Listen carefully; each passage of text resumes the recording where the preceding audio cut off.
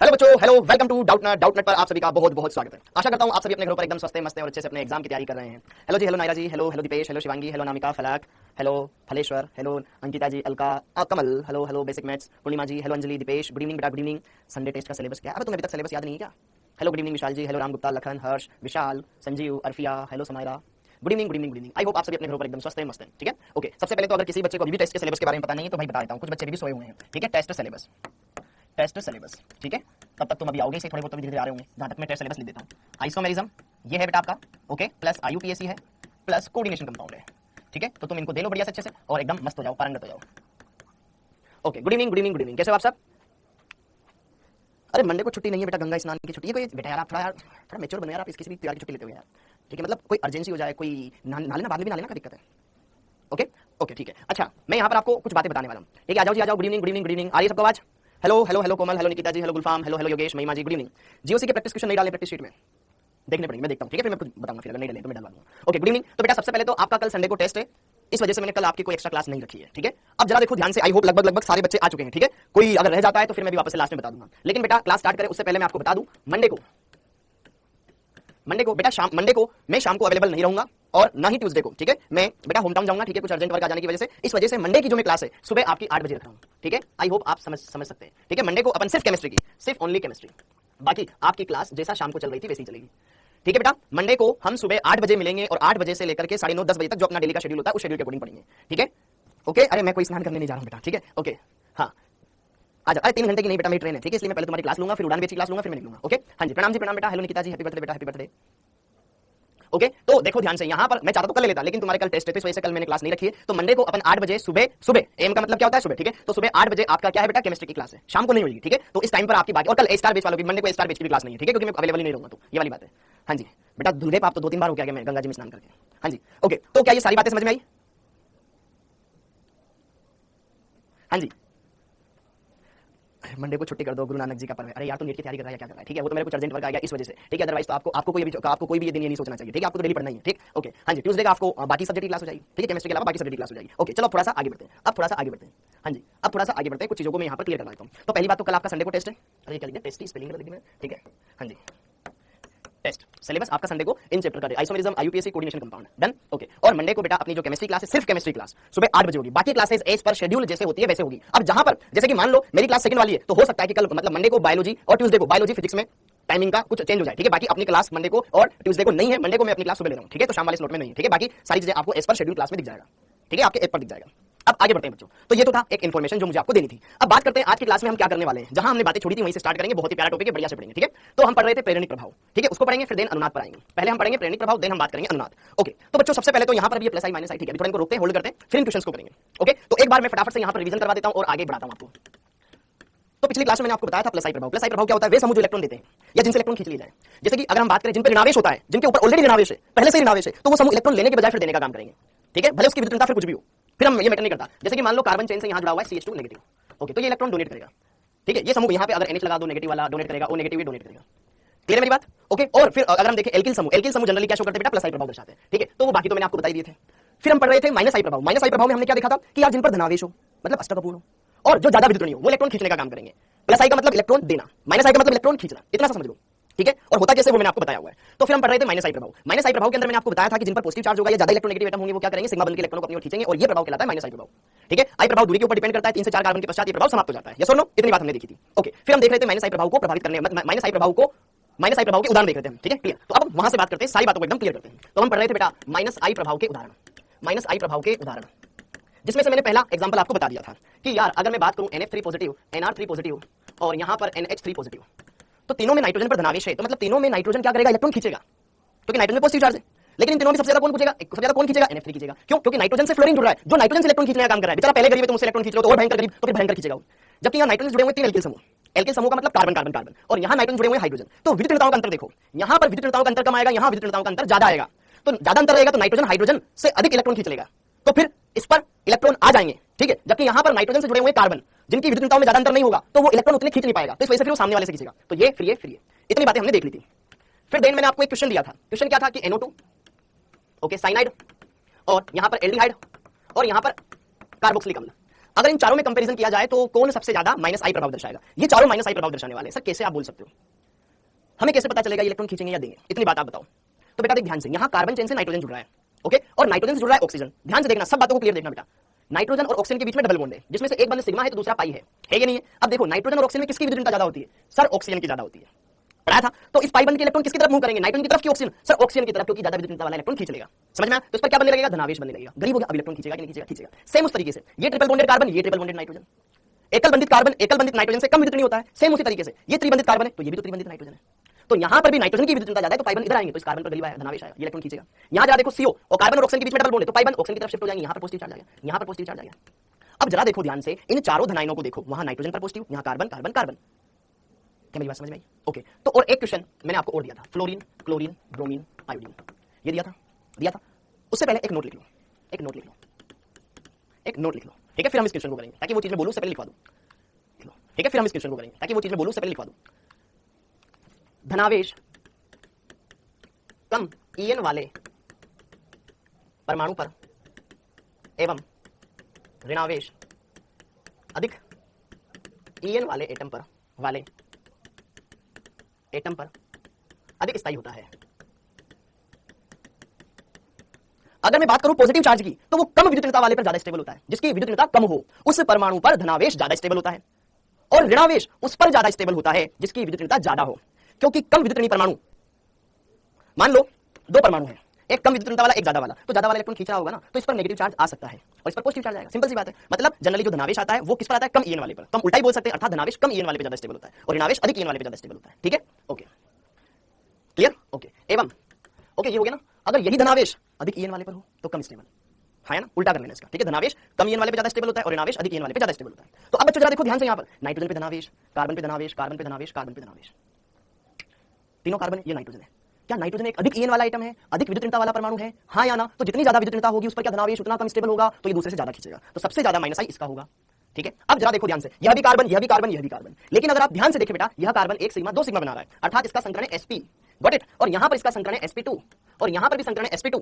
तो ज्यादा विद्युतता किसकी होती है? sp वाले की, 3.25 के लगभग लिखवाई थी मैंने। इसकी EN ज्यादा है, इसकी EN कम है, तो जितनी ज्यादा विद्युतता उस पर धनावेश उतना कम स्टेबल, तो मतलब इस पर भी ये धनावेश लेस स्टेबल होगा तो इलेक्ट्रॉन खींचेगा।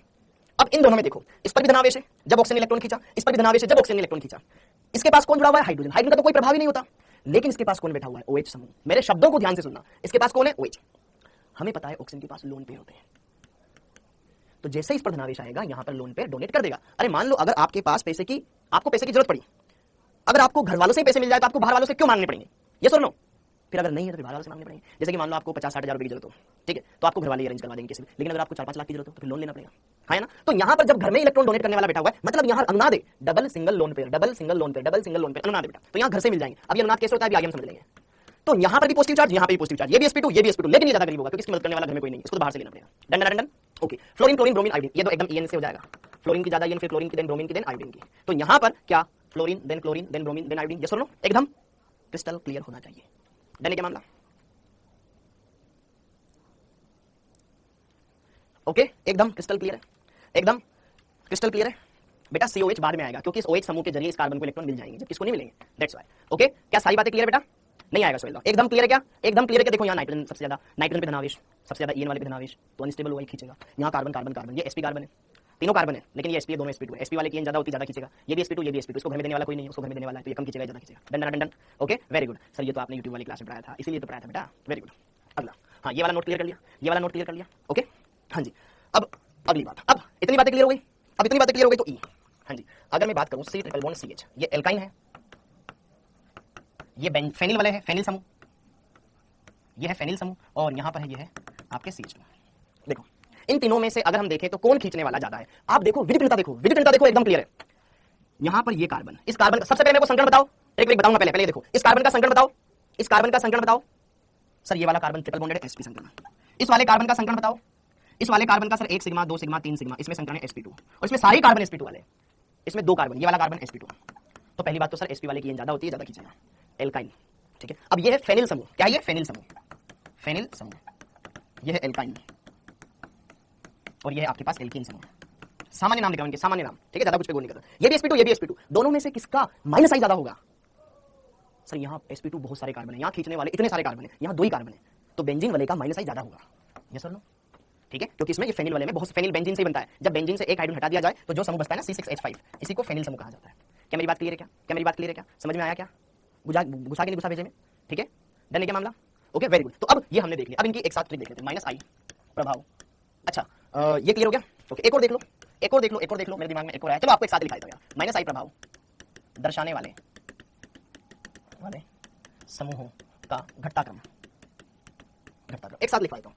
ठीक है, तो देखो ध्यान से यहां पर अच्छे से लिखना। ठीक है, NF3+ सबसे ज्यादा माइनस आई इसका होता है, फिर होता है बेटा NR3+, फिर होता है बेटा आपके पास NH3+, फिर इसके बाद आता है NO2+, जैसे मैंने सीक्वेंस में लिखवाया है, फिर आता है बेटा साइनाइड, फिर आता है आपका सल्फोनिक समूह, ये भी माइनस आई दर्शाता है, बताऊंगा अभी। ठीक है, सल्फोनिक, फिर आता है बेटा आपके पास कार्बोक्सिलिक समूह। ठीक है, आप इससे पहले चाहो तो एल्डिहाइड भी लिख सकते हो, एल्डिहाइड, फिर आता है आपके पास कार्बोक्सिलिक समूह। ठीक है, फिर आता है आपके पास फ्लोरीन, फिर आता है क्लोरीन, फिर आता है ब्रोमीन, देन आता है आयोडीन। ठीक है, फिर आता है बेटा यहां पर आपके पास एस्टर समूह, COOR एस्टर, फिर आता है आपके पास ईथर, OR, OCH3, इस टाइप के समूह। ठीक है, यहां पर अगर मैं बात करूं OCH3 में ज्यादा बढ़िया है। ठीक है, फिर आता है आपके पास एल्कोहल समूह, OH एल्कोहल, फिर ये हो गया। ठीक है, फिर इसके बाद आता है आपके पास NH2। ठीक है, ठीक है, NH2, ठीक है, NH2, ठीक है, NH2 को भी लिख दो, NH2 काम नहीं आएगा। ठीक है, यहां पे लिख लो एल्काइन, ओके, और यहां पे लिख लो बेंजीन, और फिर यहां आता है डबल बॉन्ड CH2, और सबसे लास्ट में आता है हाइड्रोजन समूह। ये कुछ समूह है जो मैंने आपको लिखवाए, ये डायरेक्ट ऑर्डर है। ठीक है, डायरेक्ट समूह के बीच में ऑर्डर है। अब जरा देखो ध्यान से बच्चों, ध्यान से देखना, NF3+, इसको याद रखने की ट्रिक, ना फरहान, F मतलब फरहान, ना फरहान, ना ऋतिक, R मतलब ऋतिक, ना हीरालाल, H मतलब हीरालाल, ना फरहान, ना ऋतिक, ना हीरालाल, ना ओमपुरी, ओमपुरी, कौन, CN से बन जाएगा कौन, S सूफियाना, कौन सूफियाना, डांस साइलेंट है, डांस सूफियाना डांस करता है, कार्बोक्सिलिक, एल्डिहाइड आपको याद रखना है। फिर father collector, father F for father, CL4 collector, father collector, brother inspector, okay, father collector, brother inspector. ठीक है, फिर कोरा ईथर एल्कोहल, कोरा ईथर एल्कोहल, फिर आएगा यहाँ पे आइन बहनजी, डबल हजामत होगी, आइए बहनजी, आइन बहनजी, डबल बोल के लिए हजामत होगी। तो बिना कोई डिस्टर्ब किए चुपचाप से लिख ले। हाँ जी, बिना कोई डिस्टर्ब किए चुपचाप से लिख ले। हाँ जी, तो कोई डिस्टर्ब नहीं करेगा, बढ़िया से अच्छे से लिखते रहो। ना फरहान, ना ऋतिक, किसी को समूह के नाम ना पता हो तो पूछ सकते हो। ठीक है, ये है आपके पास एस्टर समूह, ये एल्डिहाइड। ठीक है, ये आपके, ये नाइट्रो, ये साइनाइड, ये सल्फोनिक। ठीक है, एल्कोहल, ना हीरालाल, ना फरहान, ना ऋतिक, ना हीरालाल, ना ओमपुरी, कौन सूफियाना डांस करता है। ठीक है, फिर आता है फादर कलेक्टर, ब्रदर इंस्पेक्टर, कोरा ईथर एल्कोहल, आइए बेंजी, डबल हजामत होगी। क्या मेरी बात समझ में आ रही? OCH3 को बोलते हैं बेटा मेथोक्सी, जो कि एक ईथर होता है। OCH3 है आपके पास मेथोक्सी समूह। ये सब कौन से समूह है? इलेक्ट्रॉन खींचने वाले, माइनस आई प्रभाव दर्शाने वाले समूह है ये। क्या मेरी बात समझ में आ रही है? ठीक है, ये फेनिल समूह, बेंजीन वाले, बेंजीन से अगर एक हाइड्रोजन हटा दे तो ये बन जाता है फेनिल। डन हो गया क्या? सबका नोट कर लिया? कोई दूसरे की फालतू बातें नहीं करेगा बेटा, सब बढ़िया से पढ़ने पे ध्यान दो। ठीक है, ओके बेटा, दोबारा देखना, वीडियो कहीं भगी नहीं जा रही है। ठीक है, मेरे को तो बार-बार देख सकता है उस वीडियो में। ठीक है, ओके, अगर दोबारा समझाऊंगा टाइम वेस्ट होगा, उसको तो दोबारा देख। ओके, इतनी बार समझा चुका हूं, कल भी मैंने YouTube पे ही पढ़ाया था, तब तो आए नहीं तुम, फिर लेट आकर के फिर बीच में डिस्टर्ब करते हो। ओके, तो ये मैंने आपको बता दिया। तो हमने बच्चों प्लस आई प्रभाव, माइनस आई प्रभाव दर्शाने वाले समूह देख लिए। अब इन पर क्वेश्चन लगा लेते हैं जरा। हाँ जी, तो चलिए सबसे पहले एक बार तुम्हारे साथ कौन बनेगा आइंस्टीन खेल लिया जाए। हाँ जी, निम्न में से कौन प्लस आई प्रभाव दर्शाता है? OH समूह, OCH3 समूह, CH3 समूह या Cl? कौन प्लस आई प्रभाव? इलेक्ट्रॉन देने का काम कौन करेगा? देखो, अगर आपके दिमाग में जरा सा भी डाउट हो ना इन समूह को लेकर के, इनको कार्बन चेन से जोड़ लो। जैसे कि मान लो दो कार्बन, जैसे कि मैंने कार्बन चेन बनाई 3, अब कार्बन चेन से OH जोड़ के देखो, कार्बन चेन से OCH3 जोड़ के देखो, कार्बन चेन से मेथिल जोड़ के देखो, कार्बन चेन से क्लोरीन जोड़ के देखो, विद्युत घनताओं का अंतर देख लो, कार्बन से कंपेयर कर लो। यार यहाँ ऑक्सीजन, यहाँ कार्बन है, स्वाभाविक सी बात है, ऑक्सीजन की एन ज्यादा, इस बंद के इलेक्ट्रॉन इधर आएंगे तो माइनस आई प्रभाव दर्शाएगा। ऑक्सीजन की एन ज्यादा, इस बंद के इलेक्ट्रॉन इधर आएंगे, माइनस आई प्रभाव जाएगा। ये एल्किल समूह, कार्बन एल्किल समूह प्लस आई प्रभाव दर्शाता है। क्लोरीन की एन ज्यादा है, माइनस आई प्रभाव दर्शाएगा। यस और नो? तो सिंपल एल्किल समूह ही क्या दर्शाएगा? प्लस आई प्रभाव दर्शाएगा। रटने के बजाय समझना। ओके, अब ये वाला क्वेश्चन देखो। ओके, अब ये वाला क्वेश्चन देखो ध्यान से। माइनस आई प्रभाव का घटता क्रम सबसे ज्यादा से कम वाला, NO2 समूह, NH3 समूह और साइनाइड समूह, कौन माइनस आई दर्शाएगा? सबसे ज्यादा माइनस आई होता है धनावेशित आयन का, तो पहले धनावेशित आयन आएगा। ठीक है, मतलब इन तीनों में से NH3+ पहले आ जाएगा, फिर यहाँ पे नाइट्रोजन खींच रहा है, यहाँ पे कार्बन खींच रहा है, नाइट्रोजन की एन ज्यादा है, NO2 आ जाएगा, फिर साइनाइड आ जाएगा। बढ़िया से लिख करके इनको याद कर लेना, रफ कॉपी खरीद लेना, रफ कॉपी में बढ़िया से लिख करके इनको याद करना पड़ेगा। NH3 समूह क्लियर है? अगला क्वेश्चन, अब इन पर वापस से हम आते हैं। ओके, इतना क्लियर हो गया? बच्चों? तो अच्छे से समझोगे तो सारी बातें क्लियर होगी, और एक भी क्लास मिस मत करना। हाँ जी, क्योंकि इनको तो फिर बाद में समझ नहीं सकते आप, है ना, रट नहीं सकते, समझ ही सकते हो, तो लाइव देखो, मजा ज्यादा आएगा। अगला, अब आई प्रभाव के अनुप्रयोग। आई प्रभाव के अनुप्रयोग। अरे यार, आई प्रभाव के अनुप्रयोग। इस आई हमने जो प्रेरणिक प्रभाव पढ़ा, इसके क्या क्या फायदे हैं, इससे हम क्या क्या चीजें देख सकते हैं, क्यों पढ़ रहे हैं। पहली बात, आप इसकी हेल्प से कार्बोनाइन का स्थायित्व, मुक्त मूलक का स्थायित्व, कार्बोनाइन का स्थायित्व, इनके स्थायित्व को बता सकते हो कि किसका स्थायित्व ज्यादा, किसका कम, किसका सबसे कम। नीट में बहुत सारे क्वेश्चन आते हैं आयनों की स्टेबिलिटी से रिलेटेड। बताओ इनमें 4 आयन, इनकी स्टेबिलिटी का सही क्रम क्या होगा, बढ़ता घटता, कैसे ही पूछ सकता है, तो उनके लिए चीजें जरूरी है। ठीक है, तो पहला कार्बोनाइन मुक्त मूलक का स्थायित्व। देखो मैंने इन दोनों को साथ में क्यों रखा, क्योंकि कार्बोनाइन का भी अष्टक अपूर्ण होता है, यस और नो, और मुक्त मूलक का भी अष्टक अपूर्ण होता है, उसके पास 7 इलेक्ट्रॉन होते हैं और इसके पास 6 इलेक्ट्रॉन होते हैं, यस और नो, क्लियर मामला। तो कार्बोनाइन का भी अष्टक अपूर्ण होता है, मुक्त मूलक का भी अष्टक अपूर्ण होता है। तो अगर हम बात करें इनकी स्टेबिलिटी के लिए, कार्बोनाइन या मुक्त मूलकों का स्थायित्व। देखो ये दोनों बेचारे गरीब आदमी हैं, गरीब आदमी को देने से मदद होगी या गरीब आदमी से लेने से मदद होगी। गरीब आदमी का भला कब होगा, जब उसको दिया जाए, हाँ है ना। तो यह इनका स्थायित्व किसके समानुपाती होता है, प्लस आई प्रभाव के समानुपाती होता है। तो अगर इनसे प्लस आई दर्शाने वाले समूह हम जोड़ेंगे तो वो इनकी स्टेबिलिटी को बढ़ाएंगे, लेकिन अगर मैं इनसे माइनस आई प्रभाव दर्शाने वाले समूह जोड़ दूंगा तो वो उल्टा इनकी स्टेबिलिटी को घटा देंगे, यस और नो, क्लियर मामला। ओके, देन सेकंड थिंग, कार्बोनाइन का स्थायित्व। डायरेक्ट लिख लेते हैं इसमें कार्बोनाइन। अब कार्बोनाइन क्या होता है, जिसके ऊपर ऑलरेडी ऋणावेश हो, इसके ऊपर तो पहले से ही इलेक्ट्रॉन है, तो ये स्टेबल कब होगा, उनको त्याग कर। तो इससे ऐसे समूह जोड़ो जिससे इलेक्ट्रॉन खींच ले जा भाई, ले जा, फालतू क्या पता है मेरे पास। ठीक है, ओके, तो बड़ा भाई, ये माइनस आई प्रभाव दर्शाने वाले समूह के समानुपाती और प्लस आई प्रभाव दर्शाने वालों के व्युत्क्रमानुपाती। समझ में आएगी मेरी बात। ये दोनों के दोनों पॉइंट एकदम क्लियर है क्या मामला।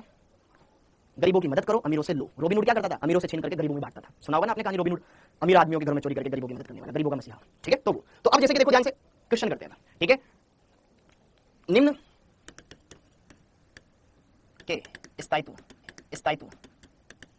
का सही क्रम बताया, सही क्रम बताना। ठीक है, पहला। और इस चैप्टर में इतने क्वेश्चन करवाऊंगा, तुम क्वेश्चन करते करते थक जाओगे। ठीक है, ओके, बढ़िया से देख देख करके सही सही नोट करना।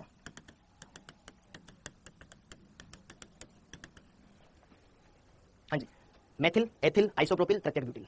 ठीक है, ये कौन सा कार्ब, पहली बात तो ये धनायन है, कार्बोधनायन, मेथिल कार्बोधनायन, मेथिल कार्बोधनायन। ठीक है, मेथिल कार्बोधनायन है ये। ठीक है, तुम्हें इनके नाम बोलने भी आने चाहिए, क्या इसका नाम क्या है, methyl carbocation, this is ethyl carbocation, ethyl कार्बोधनायन, एथिल कार्बोधनायन।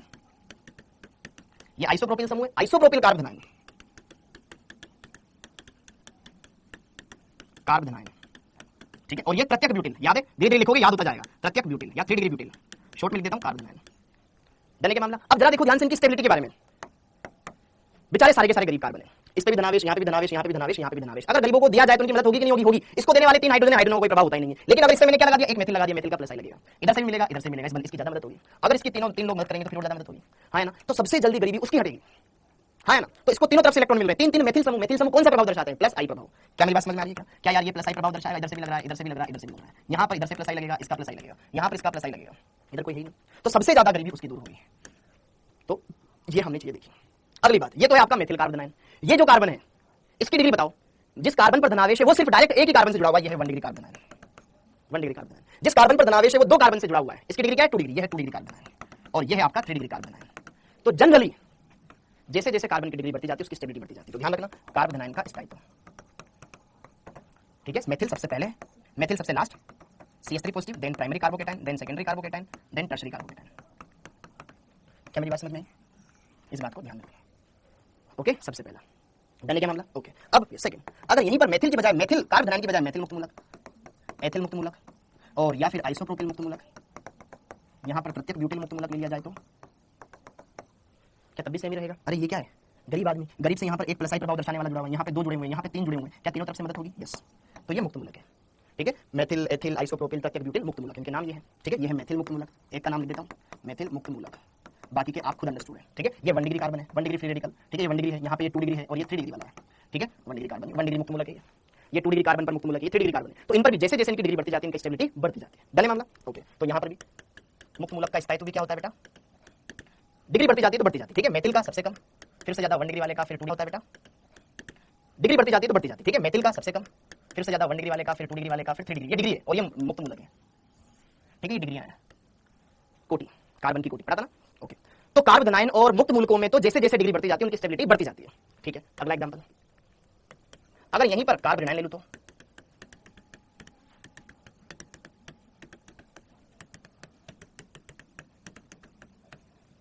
ये मेथिल कार्बोनाइन, बाकी आप अंडरस्टूड है, ये एथिल कार्ब एनायन, ये आइसोप्रोपिल कार्ब, बाकी आप अंडरस्टूड है, ये एथिल कार्ब एनायन, ये आइसोप्रोपिल कार्ब एनायन और ये प्रत्येक ब्यूटिल कार्ब एनायन।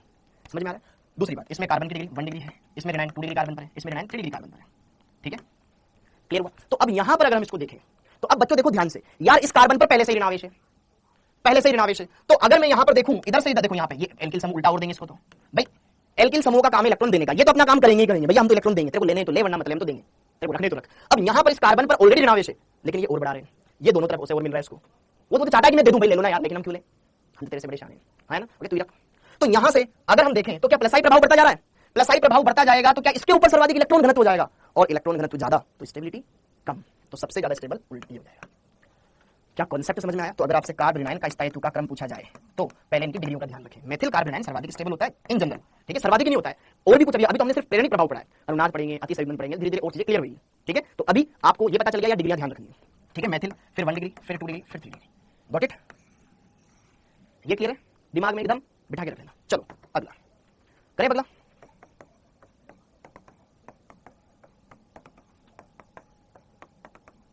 इन तीनों में अगर स्टेबिलिटी का क्रम देखा जाए तो क्या होगा?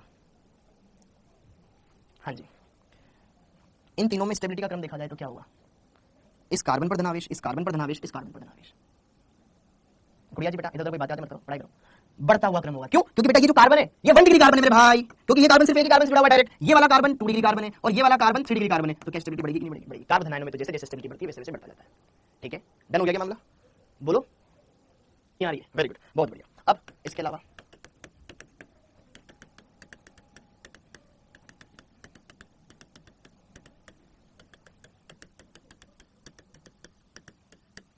ये OCH3 होता तो मेथोक्सी बोलते, लेकिन ये आयन है तो मेथोक्साइड हो जाएगा, इसका नाम है मेथोक्साइड, मेथोक्साइड आयन। ठीक है, इसका नाम है एथोक्साइड, इसका नाम है आइसोप्रोपोक्साइड। ठीक है, यह है प्रत्येक ब्यूटोक्साइड।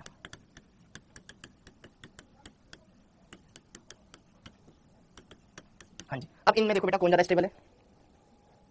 देखो पहले आप देखो, यहां पे भी O माइनस, यहां पे भी O माइनस, यहां पे भी O माइनस, यहां पे भी O माइनस, तो हमें स्टेबिलिटी किसकी देखनी है? ऑक्सीजन पे ऋणावेश की देखनी है। अब ऋणायनों का स्टेबिलिटी कौन बढ़ाता है? इलेक्ट्रॉन खींचने वाले कि देने वाले? अमीरों से खींचो, देंगे तो उनकी स्टेबिलिटी और ज्यादा घटती जाएगी। यहां पर ये मेथिल है, प्लस आई प्रभाव, जैसे जैसे एल्किल समूह बड़ा होता जाएगा क्या उसका प्लस आई बढ़ता जाएगा? यस, तो यहां और ये एथिल समूह, इसका प्लस आई और ज्यादा लगेगा, हाँ या ना? और यहां पर ये आइसोप्रोपिल और ज्यादा, और ये प्रत्येक ब्यूटिल और ज्यादा, हाँ या ना? तो यहां पर इस पर इलेक्ट्रॉन घनत्व सबसे ज्यादा बढ़ेगा, हाँ या ना? तो बच्चों क्या मैं ऐसे बता दूं कि आपको कि यार प्लस आई प्रभाव बढ़ता जा रहा है तो यहां पे ऋणायन का स्टेबिलिटी क्या होता जाएगा? घटता, ऋणायन का स्थायित्व घटता जाएगा, घटता जाएगा। कल का और आज का कुछ समझ नहीं आया बेटा, नहीं आएगा, ठीक है, रहने दे, तेरे बस क्या नहीं है। ओके, प्लस आई प्रभाव जैसे जैसे बढ़ता जाएगा स्टेबिलिटी घटता जाएगा।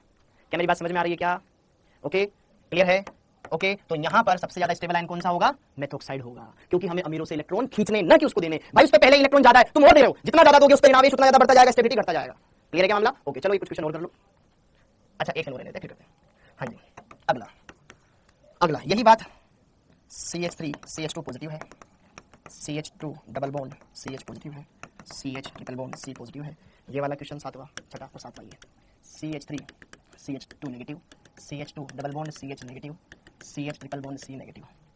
ये वाला करो। अब इनमें देखो ध्यान से, बेटा मैं आराम से लिखवा रहा हूं आपको, कहां जल्दीबाजी, एक एक क्वेश्चन को इतना आराम समझा रहा हूं।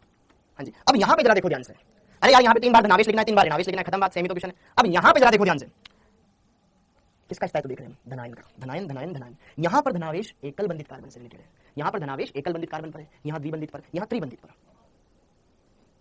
ये एकल बंधित है, यह द्विबंधित है, वो त्रिबंधित है। क्या त्रिबंधित वाले कार्बन की विद्युतीयता ज्यादा होती है? बोलो। अरे यार अगर हम इधर से इधर चलें तो क्या यहां पर त्रिबंधित कार्बन पर धनावेश आ रहा है? तो क्या अगर हम बोले तो प्रतिशत S लक्षण बढ़ रहा है, मैंने आपको पहले ही बताया था, पुराना ज्ञान काम आएगा। प्रतिशत S लक्षण ज्यादा होगा तो यहां पर विद्युतीयता ज्यादा होगी, विद्युतीयता ज्यादा होगी तो धनायन का स्थायित्व घटता जाएगा, धनायन का स्थायित्व घटता जाएगा। समझ में आया क्या? कहीं के भी क्वेश्चन कर लो, ठीक है, मेरे को कोई फर्क नहीं पड़ता है। ओके, तो यहां पर सिंगल बॉन्डेड धनायन ज्यादा स्टेबल होगा डबल बॉन्डेड की तुलना में, और ट्रिपल बॉन्डेड सबसे कम स्टेबल होगा, क्योंकि ट्रिपल बॉन्डेड कार्बन sp संकृत होता अगर ये धनावेश ना होता तो। समझ में आया क्या मामला? क्लियर है क्या? अब इसका उल्टा आप यहां पे कर लो, यहां पर 1 डिग्री, यहां पे देखो ध्यान, सबकी डिग्रियां सेम है, ये भी 1 डिग्री है, ये भी 1 डिग्री है, ये भी 1 डिग्री, सब एक डिग्री है। हाँ जी, अब जरा देखो ध्यान से, जैसे जैसे उधर जा रहे हैं क्या यहां पर विद्युतीयता बढ़ती जाएगी और विद्युतीयता ज्यादा, तो जैसे जैसे उधर जा रहे हैं क्या यहां पर विद्युतीयता बढ़ती जाएगी और विद्युतीयता ज्यादा, तो ज्यादा विद्युतीयता पर ऋणावेश ज्यादा स्टेबल, जिसकी विद्युतीयता ज्यादा उस पर ऋणावेश ज्यादा स्टेबल, हाँ या ना? क्लियर हो गया? तो यहां पर ये ज्यादा स्टेबल हो जाएगा। क्लियर है क्या मामला? तो यहां पर जैसे जैसे उधर जा रहे बेटा, EN बढ़ती जा रही है, EN बढ़ती जा रही है, तो ऋणायन का स्टेबिलिटी बढ़ता जा रहा है, ऋणायन का स्थायित्व बढ़ता जा रहा है, स्थायित्व बढ़ता जा रहा है, बोलो जी बोलो, एकदम मक्खन है क्या? एकदम आराम से कर सकते हैं क्या? बोलो ना यार, ठीक है क्या मामला? माजरा एकदम क्लियर है? समझ पा रहे हो मेरी भावनाओं को? ठीक है भाई साहब, अगली बात, अगली बात।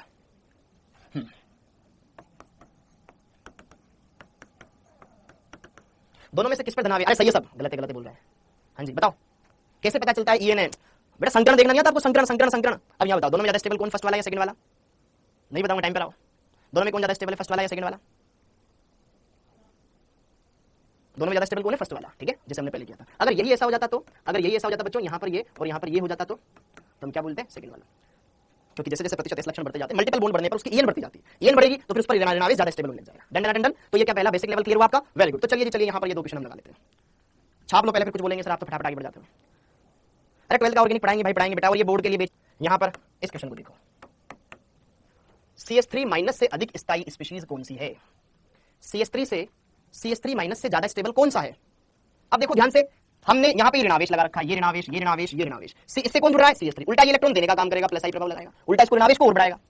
यहाँ पर जरा इधर से भी इलेक्ट्रॉन मिलेंगे, इधर से भी इलेक्ट्रॉन मिलेंगे, और यहाँ पर जो ये NO2 है मेरे भाई, ये तो इलेक्ट्रॉन खींच रहा है ना, ये तो माइनस आई प्रभाव लगाएगा ना, तो ऋणायन का स्थायित्व क्या? माइनस आई प्रभाव। सर कल की मीटिंग में क्या हुआ था? वो तेरे लिए काम की चीज है कि काम की चीज है? क्या यहाँ पर थर्ड वाला हो जाएगा? और यहाँ पर ये मेथिल भी देगा, ये भी देगा, क्लियर है क्या? तो यहाँ पर तो हमें मेथिल के लिए क्या करना? इलेक्ट्रॉन खींचने वाले समूह ना, जो पूछा वो तो बता नहीं रहा है, क्लियर है क्या मामला? ओके, अब वापस से कुछ क्वेश्चंस और करते हैं। हाँ जी, डी कहाँ गया? अरे हाँ 8 हो गया ना, 9। हाँ जी, कहीं लिखा हुआ है CH3 CH2 C double bond O negative, ये ऋणावेश। कहीं लिखा हुआ है CH2F CH2 CO O negative. कहीं लिखा हुआ है CH2 Cl CO O negative, CH2 CO O negative. ये है फर्स्ट कंपाउंड, ये है सेकंड कंपाउंड, ये है थर्ड कंपाउंड। इनमें स्टेबिलिटी का क्रम देखना जरा, इनमें स्टेबिलिटी का क्रम देखना जरा, इन 3 कंपाउंड्स में स्टेबिलिटी का क्रम देखना, पहला, दूसरा, तीसरा। इन तीनों में स्टेबिलिटी का क्रम देखो, कौन सबसे ज्यादा स्टेबल ऋणायन है? ऋणावेश। अब देखो ध्यान से, क्या क्या पार्ट सेम है? इतना पार्ट तो सर सब में कॉमन है, बस यहाँ मेथिल है, यहाँ फ्लोरीन लगा दिया, यहाँ क्लोरीन लगा दिया। अब तुम ये देखो, फ्लोरीन क्या करता है? फ्लोरीन की विद्युत ज्यादा होती है सर, ये तो इलेक्ट्रॉन खींचने का काम करता है, और क्लोरीन भी इलेक्ट्रॉन खींचने का काम करता है। और हमको पता है फ्लोरीन का माइनस आई ज्यादा होता है क्लोरीन से, क्योंकि उसकी विद्युत ज्यादा होती है। जबकि ये तो मेथिल है, ये तो सिर्फ देने का काम करेगा।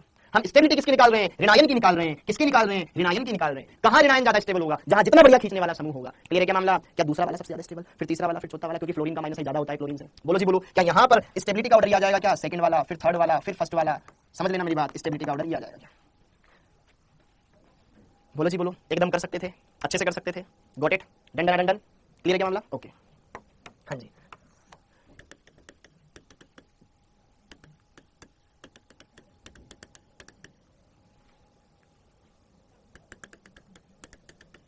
इन दोनों में ज्यादा स्टेबल कौन है?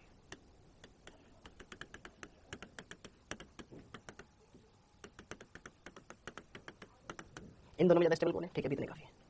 हाँ जी, इन दोनों में ज्यादा स्टेबल कौन है? यहाँ NO2 है, ये NO2 नाइट्रोजन, फिर O2, ठीक है।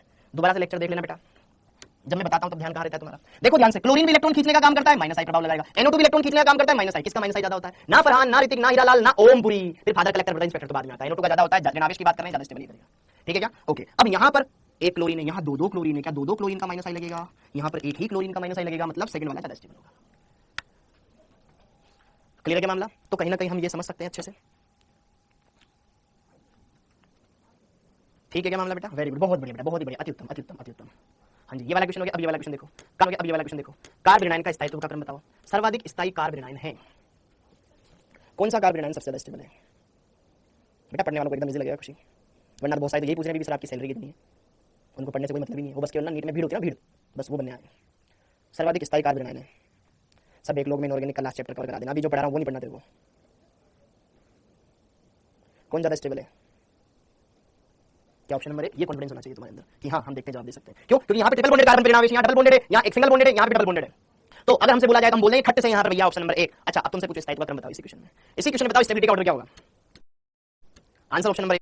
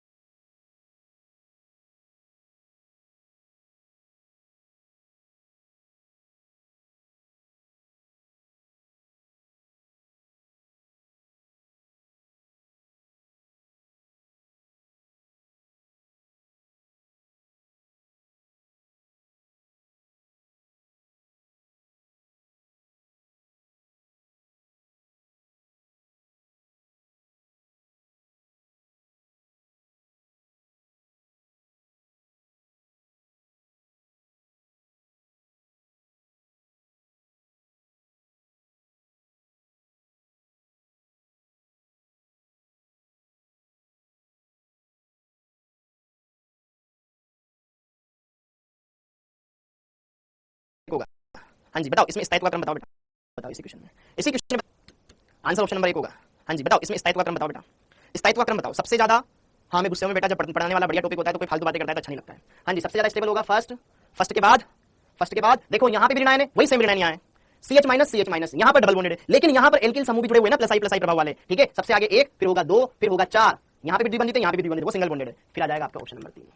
किसी को कोई शक? देखो ट्रिपल बॉन्डेड वाला सबसे आगे, फिर डबल बॉन्डेड वाला आना चाहिए, फिर सिंगल बॉन्डेड वाला आना चाहिए, तो 1 2 और 3 ये तो लास्ट में रहेगा, लेकिन इन दोनों में सेम है, यहाँ पे प्लस आई प्रभाव लग रहा है ना, ठीक है ओके। डन का मामला वेरी गुड, बहुत ही बढ़िया। तो आप स्टेबिलिटी भी देख सकते हैं, यही तो कॉन्फिडेंस चाहिए तुम्हें स्टेबिलिटी निकालने का। क्लियर है मामला? ओके तो क्या प्लस आई माइनस आई प्रभाव से हम आयनों की स्टेबिलिटी निकाल पा रहे हैं कि नहीं निकाल पा रहे हैं? क्लियर है, वेरी गुड, बहुत ही बेहतरीन।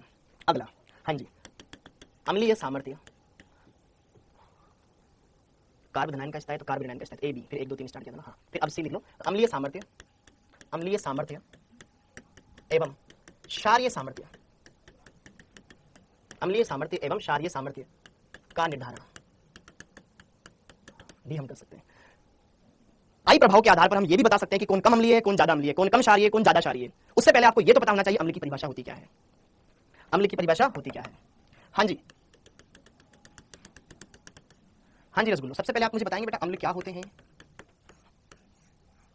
अम्ल क्या होते हैं, कोई बताएंगे बेटा आप अम्ल क्या होते हैं? अम्ल क्या होते हैं? जो H+ आयन देते हो, पहली बात तो H+ आयन दान करने वाले अम्ल कहलाते हैं, या फिर इलेक्ट्रॉन युग्म ग्रहण करने वाले, इलेक्ट्रॉन युग्म ग्रहण करने वाले अगर ये एबिलिटी किसी में है तो वो अम्ल है, वो अम्ल है, ठीक है। या फिर वेरी गुड बहुत बढ़िया, जिसका pH 7 से कम हो, वेरी गुड बहुत बढ़िया, ठीक है। इसी के अलावा अगर मैं बात करूं क्षार के बारे में, क्षार क्या होते हैं? जो OH- त्यागते हो, OH- देने वाले क्षार कहलाते हैं, या H+ लेने वाले, ठीक है, H+ लेने वाले कैसे? इलेक्ट्रॉन युग्म देने वाले, इलेक्ट्रॉन युग्म दाता, हाँ या ना, ठीक है। और pH इनके लिए 7 से ज्यादा होता है। क्या ये चारों बातें सारी बातें आपको पता है हम लोग क्षार के बारे में बेटा? कोई आप में से तो ऐसा तो नहीं ना जो अनपढ़ हो, जो जानता हूं इन बातों को? आप में से कोई ऐसा अनपढ़ तो नहीं ना, पढ़ा लिखा ना हो? अरे रुक तो जाओ ना सुमित कश्यप, सबर बेटा। क्लियर है मामला? तो अम्ल वो होता है बेटा जो क्या होता है? H+ आयन देता है। क्षार वो होता है जो OH- आयन या इलेक्ट्रॉन युग्म देता है, ठीक है ओके। अब अम्लीय और क्षारीय सामर्थ्य का भी हम यहाँ पर निर्धारण कर सकते हैं, लेकिन अभी मेरी इच्छा इन टॉपिक्स पर ज्यादा गहनता से बताने की नहीं है, तो बस मैं हल्का सा थोड़ा सा लिखा देता हूँ, ठीक है ओके। क्या कि यार अम्लीय सामर्थ्य बस थोड़ा सा लिखाने की नहीं है, तो बस मैं हल्का सा थोड़ा सा लिखा देता हूँ, ठीक है ओके। क्या कि यार अम्लीय सामर्थ्य बस थोड़ा सा लिखा देता हूँ, फिर लास्ट में अपन बढ़िया से पढ़ेंगे अच्छे से। अम्लीय सामर्थ्य -I प्रभाव दर्शाने वाले समूह बढ़ाते हैं, बस इतना मैं बोलता हूँ, ठीक है। और +I प्रभाव दर्शाने वाले समूह घटाते हैं, और इसका उल्टा होता है क्षारीय सामर्थ्य। क्षारीय सामर्थ्य +I प्रभाव वाले बढ़ाते हैं, -I वाले घटाते हैं। हम अच्छे से एग्जांपल कराऊंगा बहुत सारे धाप करके, पर मतलब लिख के परेशान हो जाओगे, करेंगे अपन, वो टाइम समय आने दो, ठीक है, फिर उन पे भी हम बात करेंगे। ये लिख लो बस अभी तुम, ठीक है। अम्लीय सामर्थ्य +I प्रभाव वालों के समानुपाती होती है, और क्षारीय सामर्थ्य अम्लीय सामर्थ्य -I प्रभाव वाले ज्यादा बढ़ाते जाते हैं और +I वाले घटाते जाते हैं, क्षारीय +I वाले बढ़ाएंगे -I वाले घटाते जाएंगे। वेरी गुड बहुत बढ़िया, क्लियर है?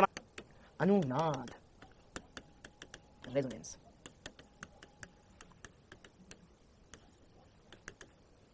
अनुनाद, अरे लिटमस पेपर ठीक है बेटा, कोई बात नहीं समझना जी। हाँ जी अनुनाद, अब हेडिंग डाल लो अनुनाद। तो बच्चों रेजोनेंस क्या होता है, अनुनाद क्या होता है, ठीक है।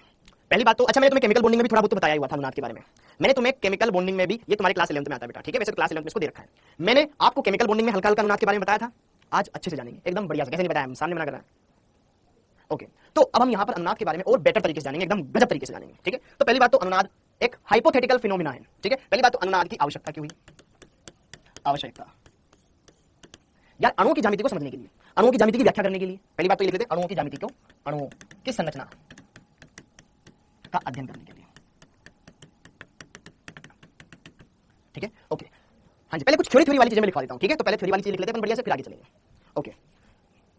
तो अब बात ऐसी है, अगर जैसी है यार, बहुत सारे ऑर्गेनिक कंपाउंड ऐसे थे या इनऑर्गेनिक कंपाउंड ऐसे थे जिनके सभी गुणों की व्याख्या, जैसे उनकी स्टेबिलिटी के बारे में बताना हो, उनकी बंध सामर्थ्य के बारे में बताना हो, या बंध लंबाई के बारे में बताना हो, तो हम उनकी एक स्ट्रक्चर से वो सारी चीजें एक्सप्लेन नहीं कर पा रहे थे कि यार ऐसा क्यों हो रहा है, ठीक है।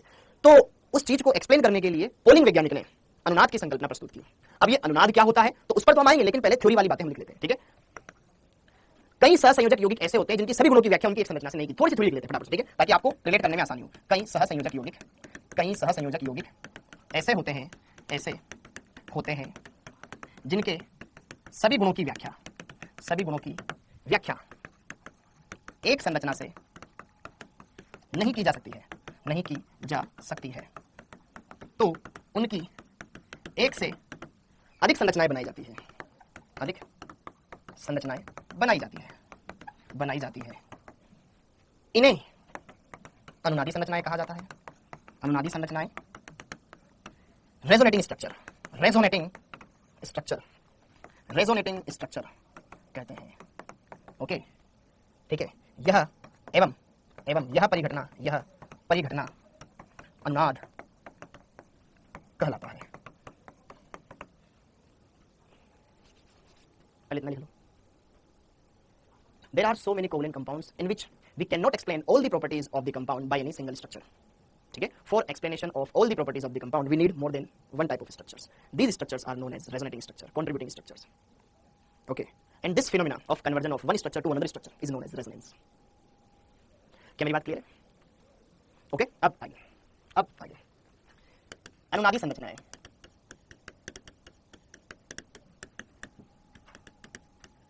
अनुनादी संरचनाएं काल्पनिक होती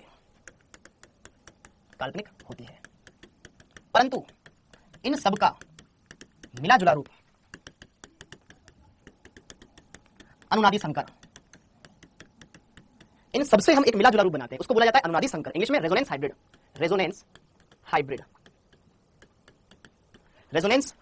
इन सबका मिला जुला रूप अनुनादी संकर, जो कि रेजोनेंस हाइब्रिड कहलाता है, वो वास्तविक होता है। रेजोनेंस हाइब्रिड वास्तविक होता है। तो हमने पहली बात तो बेसिक लेवल वाली परिभाषा जान ली, और उसके बारे में क्या क्या चीजें होती है वो जान ली। अब अनुनाद होने से क्या होता है? भाई अनुनाद तो वास्तव में ऐसी कोई चीज है ही नहीं। पहली बात तो मैं बताऊं, अनुनाद वास्तव में होता ही नहीं है, ये एक मन ग्रंथ कहानी है। जैसे संकरण हमने पढ़ा था, वास्तव में किसी यौगिकों में संकरण थोड़ी ना होता है कि आओ पहले कार्बन बोलेगा नहीं अभी मैं बंध नहीं बनाऊंगा, पहले मैं अपने कक्षक आपस में सम्मिश्रित करूंगा फिर बंध बनाऊंगा। इतना टाइम थोड़ी नहीं आइटम के पास। वो तो अपन इंसानों की सोच है कि यार ऐसे ऐसे प्रोसेस हुआ होगा, तब जाकर के ये हम थ्योरी को प्रैक्टिकल चीजों से मैच करा पा रहे हैं। तो उसी तरीके से जब हम बेंजीन की स्ट्रक्चर का अध्ययन करते हैं, तो उसमें जो कार्बन कार्बन बंद होते हैं, ना तो वो डबल बॉन्ड के इक्वल आते हैं ना सिंगल बॉन्ड के इक्वल आते हैं। भाई बंद तो कार्बन कार्बन के बीच में बन रहा है ना, कार्बन कार्बन एकल बंद जिस लंबाई का होता है वो इसमें नहीं है। कार्बन कार्बन डबल बॉन्ड की जो लेंथ होती है वो इसमें मैच नहीं कर रही है, दोनों के बीच की मैच कर रही है। अब ये क्या बात है? और ये कंपाउंड बहुत ज्यादा स्टेबल भी है। तो इन सब बातों को सही तरीके से एक ऐसी थ्योरी बनाई जाए जो इन सब चीजों को एक्सप्लेन कर दे, एक ऐसा हम यहां पर डेटा पब्लिश करें जो कि इन सारी चीजों को, इन सारी कमियों को दूर कर दे। फिर रेजोनेंस नाम की चीज आई, फिर वैज्ञानिकों ने एक रेजोनेंस नाम की चीज एक्सप्लेन करी, प्रकाशित की। अरे यार ऐसा ऐसा होता है, ठीक है, जो हर एक जगह पे लग जा रहा था। हाँ जी, अब क्या होता है? एक काम की बात, जिन यौगिकों में अनुनाद होता है, अब ये बात देख लो, तो उन्होंने बताया, अब उस चीज को हम देख रहे हैं, इन्होंने रिजल्ट बता दिया कि यार जिन यौगिकों में अनुनाद पाया जाएगा वो दूसरे से ज्यादा स्टेबल हो जाएंगे। ठीक है, क्योंकि वो ज्यादा स्टेबल पाए गए थे, ये कंडीशन लग रही थी इस वजह से। तो अब जिन यौगिकों में अनुनाद होता है उनका स्थायित्व सामान्य यौगिकों की तुलना में अधिक होता है। सामान्य यौगिकों की तुलना में अधिक होता है। जितना ज्यादा अनुनाद उतना ज्यादा स्टेबिलिटी। ठीक है, ये भी बात समझना है। ठीक है, और जैसे जितना जैसे जैसे रेजोनेंस बढ़ेगा, शॉर्ट में लिख लेते हैं, रेजोनेंस ज्यादा तो स्टेबिलिटी भी ज्यादा। जैसे कि मान लो दो कंपाउंड है, दोनों में अनुनाद है, लेकिन एक में कम एक में ज्यादा, जिसमें ज्यादा उसका ज्यादा स्टेबिलिटी। समझ में आया? तो ये वाला पॉइंट भी क्लियर। ओके, एकदम क्लियर है क्या मामला? एकदम मस्त है, होले होले आगे बढ़ते जा रहे हैं, लिखने का टाइम दे रहा हूं मैं। ओके, अब ये बात भी क्लियर हो गई। सर अब बता दो अनुनाद होता क्या है केमिस्ट्री के लिहाज से, इसमें क्या हलचल होती है? तो देखो भाई, अनुनाद में क्या होता है बेटा, जो पाई इलेक्ट्रॉन होते हैं वो विस्थानीकृत होते हैं, उछल कूद करते हैं, यही परिघटना अनुनाद कहलाती है। ठीक है, कंप्लीटली शिफ्ट हो जाते हैं, कंप्लीटली शिफ्ट हो जाते हैं, इधर से उधर, कूद फान करते रहते हैं इधर से उधर। एक जैसे एक पेड़ होता है ना, बंदर एक डाल से दूसरी डाल, दूसरी डाल से तीसरी डाल, डाल तो एक डाल से दूसरी डाल, दूसरी डाल से तीसरी डाल, डाल तो इधर नहीं जाती, डाल तो वही रहती है, परमाणु तो वही रहते हैं, बस वो इलेक्ट्रॉन इधर उधर भागते रहते हैं, जैसे बंदर पेड़ भागते हैं, इस डाल से उस डाल, उस डाल से उस डाल, उस डाल से उस डाल, ऐसे। वैसे ये पाई इलेक्ट्रॉन है, विस्थानीकृत होते रहते हैं। तो यहाँ पर अनुनाद क्या है? पाई बंद के इलेक्ट्रॉनों के विस्थानीकरण की घटना। ठीक है, डिस्प्लेसमेंट ऑफ पाई इलेक्ट्रॉन। ठीक है, पाई इलेक्ट्रॉनों के विस्थानीकरण की घटना, विस्थानीकरण की घटना अनुनाद कहलाती है, अनुनाद कहलाती है। क्या सर हर एक कंपाउंड जिसमें पाई इलेक्ट्रॉन पाए जाते हैं क्या उनमें अनुनाद होगा? नहीं होगा, कुछ कंडीशन होती है, कुछ विशेष यौगिकों में ही अनुनाद पाया जाता है, कुछ विशेष यौगिकों में ही अनुनाद पाया जाता है। पहली बात तो ये। अच्छा, पहले कुछ थ्योरी वाली बातें खत्म कर लेते हैं। सर अनुनाद से होता क्या है? स्टेबिलिटी आ जाती है। और क्या होता है? अनुनाद होने से द्विबंध में एकल बंध के लक्षण, एकल बंध में द्विबंध के लक्षण आ जाते हैं। ठीक है, अनुनाद की वजह से द्विबंध में एकल बंध, द्विबंध में एकल बंध के एवं एवं एकल बंध में द्विबंध के लक्षण आ जाते हैं, द्विबंध के लक्षण आ जाते हैं, अर्थात बंध लंबाइयां समान हो जाती है, बंध लंबाइयां समान हो जाती है। क्या मेरी बात समझ में आ रही है? बॉन्ड लेंथ भी सेम हो जाती है अनुनाद होने की वजह से, ठीक है। जैसे कि बेंजीन में अनुनाद पाया जाता है, इसलिए उसमें सारे बंध समान लंबाई के होते हैं। ये बात भी क्लियर हो गई। अगली बात, ये खत्म। अब कंडीशन लिखवा दो सर, बहुत इंतजार करवा रहा हूं। क्या क्या कंडीशन होती है, कौन कौन सी शर्तें होती है अनुनाद की, ठीक है। तो ये पहले का बेसिक लेवल खत्म। अब आती है रेजोनेंस की कंडीशन। डन डन डन, छाप लो फटाफट, ठीक है। रेजोनेंस होने से सिंगल बॉन्ड में, डबल बॉन्ड में सिंगल बॉन्ड के कैरेक्टर आ जाते हैं, ठीक है। तो जाएगा क्यों? क्योंकि उसमें डबल बॉन्ड के लक्षण आ रहे हैं।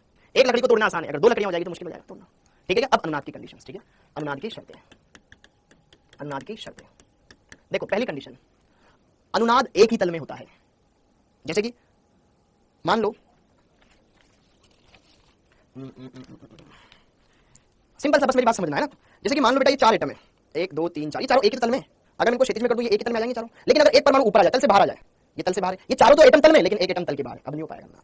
अनुनाद एक ही तल में होता है, अर्थात जो अणु समतलीय है या अणु का जितना भाग समतलीय है वहीं तक अनुनाद पॉसिबल हो सकता है। क्या मैंने बोला समझ में आया? क्या मैंने बोला समझ में आया? अनुनाद एक ही तल में होता है। अगर पाई इलेक्ट्रॉन जैसे कि इन दो परमाणु में तो उठ करके यहां जा सकते हैं, उठ करके यहां जा सकते हैं, उठ करके यहां जा सकते हैं। मान लो ये एक इलेक्ट्रॉन है, मान लो ये एक एटम और है जो ऊपर की तरफ है, ये एक एटम और है ऊपर की तरफ। अब यहां से इलेक्ट्रॉन यहां नहीं आ सकते, तल बदल जाएगा।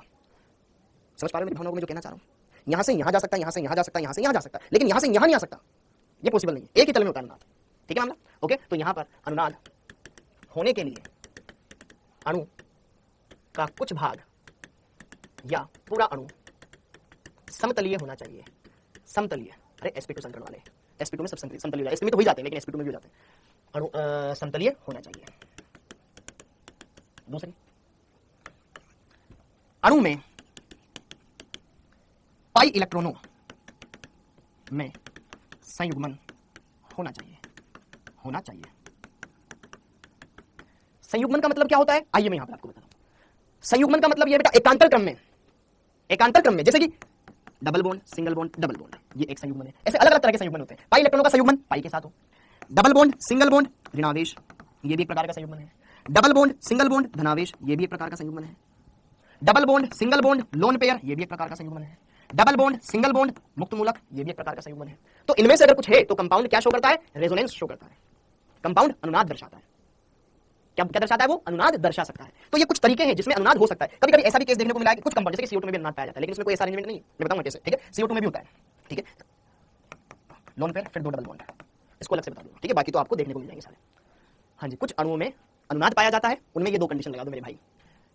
पहली आपके लिए आपको ऑटोमेटिक दिख जाएगी, अगर दूसरी है तो ये वाली कंडीशन देख लो बस तुम। किसी अणु को देख के ये देख लो उसमें अल्टरनेट डबल बॉन्ड है कि नहीं है, अल्टरनेट डबल बॉन्ड के साथ धनावेश है या नहीं है, ऋणावेश है या नहीं है, लोन पेयर है या नहीं है, मुक्त मूलक है या नहीं, डबल बॉन्ड के सापेक्ष, तो वहां पे अनुनाद हो जाएगा। समझ में आएगी नहीं आया मेरी बात? समझ में आएगी नहीं आया मेरी बात? ओके। अच्छा, अनुनाद होने से और क्या होता है? जैसे कि मान लो ऋणावेश अनुनाद में भाग ले रहा है, तो वो जो एक कार्बन पर ऋणावेश था वो अनुनाद की वजह से सब में बट जाएगा। धनावेश जो पहले एक ही कार्बन पर था वो सब पर बट जाएगा। दुख बांटने से क्या होता है? सब उल्टा बढ़ जाता है, उल्टा वो और उनके दुख सुनाने लग जाते हैं, है ना। दुख बांट, अगर जनरली पूछो दुख बांटने से क्या होता है? कम होता है। अच्छा हुआ यार मैंने तेरे को बता दिया, मैं तो फालतू ही परेशान हो रहा था सर। लेकिन ना आजकल दुख बांटने से उल्टा और बढ़ जाता है। साला सामने वाले को पता चल गया कि मेरे को क्या दुख है, उसकी भी टेंशन मेरे को ही है। लेकिन जनरली में बात करूं तो दुख बांटने से क्या होता है? कम होता है। अगर आप अपने ऐसे किसी खास को बताओ, अपने घर वालों को बताओ, अपने भाई को बताओ, बहन को बताओ, या अपने किसी बेस्ट फ्रेंड को बताओ, तो शायद वो आपकी हेल्प कर पाए, या अपने टीचर को बताओ। लेकिन अगर हम किसी को बता रहे अच्छा इसकी ये कमी है, अब देखता हूं बेटे, तो है ना। तो जनरली दुख बांटने से क्या होता है? कम होता है। तो आप ऋणावेश को धनावेश को दुख मान लो, जितना ज्यादा डिस्ट्रीब्यूट होगा उतना ज्यादा स्टेबल हो जाएगा, ठीक है। तो जितना ज्यादा अनुनाद उतनी ज्यादा स्टेबिलिटी आती जाएगी, ठीक है। ये वितरित हो जाता है, चार्ज डिस्ट्रीब्यूट हो जाता है रेजोनेंस होने से। क्या मेरी बात समझ में? अब जैसे कि देखो ध्यान, सिर्फ अपन इतना सा क्वेश्चन करें। देखो अब यहाँ पे उदाहरण, ठीक है। यहाँ पर उदाहरण में पहले मैं ले रहा हूँ double single double, double single double, ठीक है। अब लिख लिया तो अब देख लेते हैं डबल सिंगल डबल, ठीक है। अब इसके अंदर हम क्या देखेंगे? अनुनादी संरचनाएं बनाना, अनुनादी संरचनाएं बनाना हम सीखेंगे। अब हम सीखेंगे बेटा अनुनादी संरचनाएं बनाना, ठीक है। यहाँ पर अनुनादी संरचनाएं बनाना हम सीखें, अनुनादी संरचनाएं बनाना हम सीखते हैं। जैसे कि देखो ध्यान से, सबसे पहले अगर मैं बात करूं बेंजीन की, मोस्ट फेमस कंपाउंड है, बेंजीन के अंदर अनुनाद होता है, बिल्कुल। अगर मैं बात करूं यहां पर C6H6, तो देखो ध्यान से बेंजीन ऐसी होती है बच्चों, 6 कार्बन एकांतर क्रम में डबल बॉन्ड, 3 पाई बंद। तो देखो double single double, double single double, double single double, क्या पूरी वलय में जितने भी पाई बंद एक दूसरे के साथ संयुग्मन में है, तो क्या यहां अनुनाद होगा? बिल्कुल होगा। और अनुनाद होने की वजह से बेटा इसमें क्या होगा? पाई इलेक्ट्रॉन विस्थानीकृत होगा। करना क्या है? एक पाई इलेक्ट्रॉन को देख लो, बाकी को उसी के सीक्वेंस में घुमाते जाना। जैसे ये वाला पाई इलेक्ट्रॉन, मान लो इस पाई बंद के दोनों इलेक्ट्रॉन इस परमाणु पर चले गए, तो इधर ऋणावेश आ जाएगा, इधर धनावेश आ जाएगा। जैसे ही इधर ऋणावेश आएगा, अब देखो ये पाइबंद शिफ्ट होकर यहां है तो कैसे आएगा, जब इस पे ऋणावेश आए तो इस पे धनावेश आए, क्योंकि अपोजिट चार्ज आएंगे तभी तो बंध बनेगा।